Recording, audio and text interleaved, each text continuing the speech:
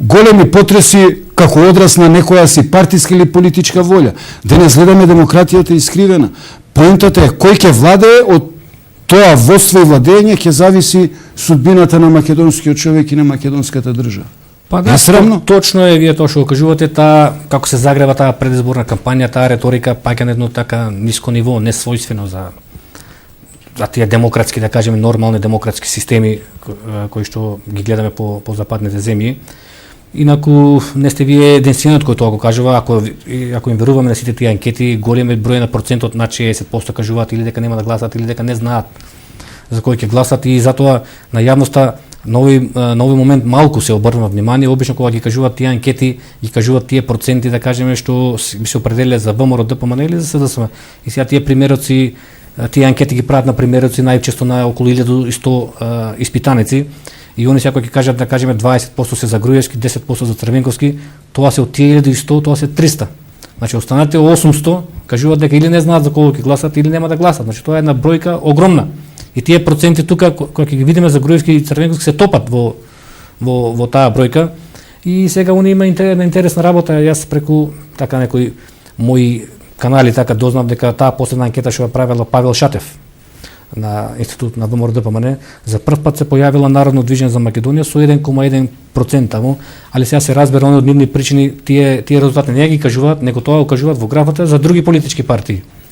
Значи сепак тоа без разлика што постои таа блокада медиумска од тие национални телевизии, ние еве преку интернет што ја нуди можноста, преку работа на теренот, преку нашите комитети, значи сепак таа наша активност допира до народот и се надеваме дека на тие избори би имале некој добар резултат. И ваше видување околу ова што се случува денес во Македонија, конкретно делувањето на социјалдемократите. Мене лично ми се чини дека се работи за едно полициско сценарио, и тоа увезено, и тоа класично она грчко сценарио на навлекување околу спорот со името. Како да социјалдемокративе го искористија тоа сценарио или им го и работат во некое содејство со такви некои структури, значи поставуваат невозможни услови и тоа е за нив црвената линија.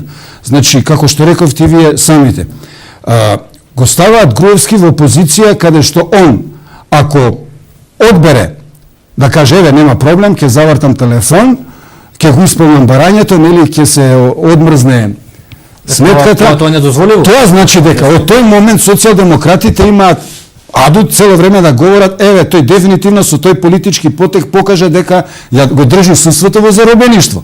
Значи, никој не е толку наивен. Тоа не сме да помисли, не пак значи, да се јави во... Ова, значи, како вовед ви го сакам да го доловам, значи, е ли тоа некој сценарио каде што во позадина стои да се дестабилизира македонската држава, дека едноставно да се воведе во политички хаос со едно вакво ригидно барање на нешто што е невозможно да се исполни. Таа македонска политичка сцена сега, тоа што го гледаме, не е нешто ново. За жал во Македонија тоа е од 90-та година кога се осамостои државата. Сведоци сме на тие радикални поделби меѓу двете најголеми македонски партии, кои што за жал одбра да се гледат како непријатели, а не како политички противници.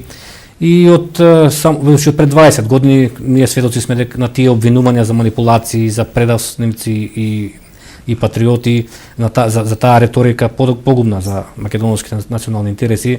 И за жал до денес не разбра дека кога се работи за стратешките интереси треба да има едно единство. Тоа е најсилната брана за заштита од сите надворешни или внатрешни обиди за дестабилизација на државата.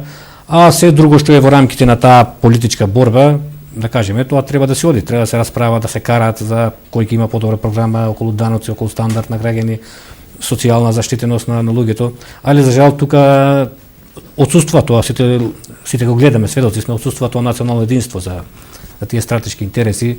И јас тука само можам да изразам едно жалење и една надеж дека најпосле ќе се седне, бидејќи таа поделба ја користат нашите непријатели, дали внатре во земјата, дали околу, бидејќи ние сите гледаме дека и околните држави, па за западните да не зборуваме, тие демократи каде што воопшто во тие борби политички не се чепка по националните интереси, али за жал се уште тука ние не сме виделе да седнат нашите политичари да се договорат, дури што е трагично, ние од тоа неединство страдавме и од таа војна во 2001 година, Ќе се осврнеме посебно на 2001. Така, ќе се осврнеме, тука само да кажам дека баш на тој дел, на тоа единство, дури тогаш имавме војна, дури тогаш Лјупчо Георгиевски како премиер на ВМРО ДПМН и Бранко Црвенковски како председател на СДСМ, дури тогаш не седнаа да си кажат меѓу себе, ајде сега остави што било меѓу нас, сега е војна, дај да браниме државата.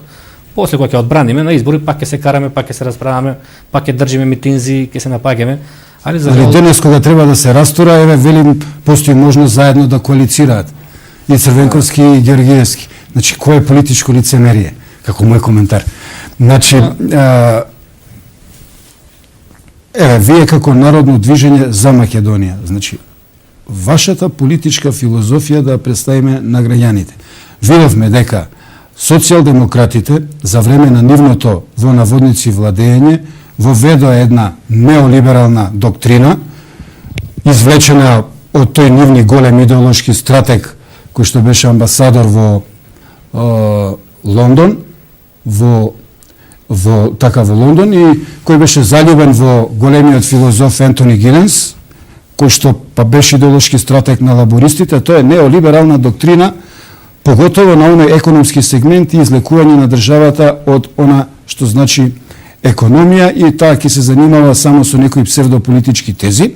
И делувањето на ВМРО ДПМН, барем за овие последни 5-6 години, влезе во една димензија каде што треба да се врати достоинството на македонскиот човек, достоинството на македонската држава, низ една етно-национална матрица. Во секој случај се работи за едни две колективистички детерминанти по кои што може да се препознаат овие политички субјекти, но во тие колективистички детерминанти го заборавија човекот. А тој е социјален момент. Денес сите ние во Македонија сме несрекни затоа што сме на работ на екзистенцијата. Па со вашата политичка филозофија имаме можност да ја презентираме вечерва на македонските граѓани како е вметнат македонскиот човек таму, или пак и вие сте во тој ред на таа колективистичка димензија или на таа неолиберална филозофија или на етно-националната детерминанта. Па видите, јас да ги расчистиме работите. Еве накратко можам да кажам дека како партија ние наша прва задача е секој пат во основата ја имаме од одбраната и заштита на македонските национални и државни интереси. И во таа насока јас сега тука не би ги замарал граѓаните со некои детални програмски определби, бидејќи сите тие програми на политичките партии се харти наредени на компјутер, се личат една со друга и во нив ќе прочитате се најубаво кога ќе излезат на избори пред граѓаните, за да после забораваат што ветиле. Јас тука можам да кажам само неколку стратешки определби на кои што се заснова нашето политичко делување, и тоа не е демагогија, него го докажавме и со конкретни активности. Па во таа насока тука ќе кажам дека ние, кога беше гужвата околу енциклопедијата, со Ману поднесовме меморандум за македонската енциклопедија, со кој што јасно им посочивме на академиците дека не смеат да се водат од тие сценарија со кои што требаше да се направи еден дисконтинуитет на македонскиот народ, на неговите корени. Понатаму, ние сме први што иницииравме лустрација. 2006 година, во мај месец, кога беше предизборната кампања, јас бев првиот кој што излегов за прв пат на македонска сцена во Шпиц со една моја колумна, за тогаш народно движење тогаш беше во коалиција со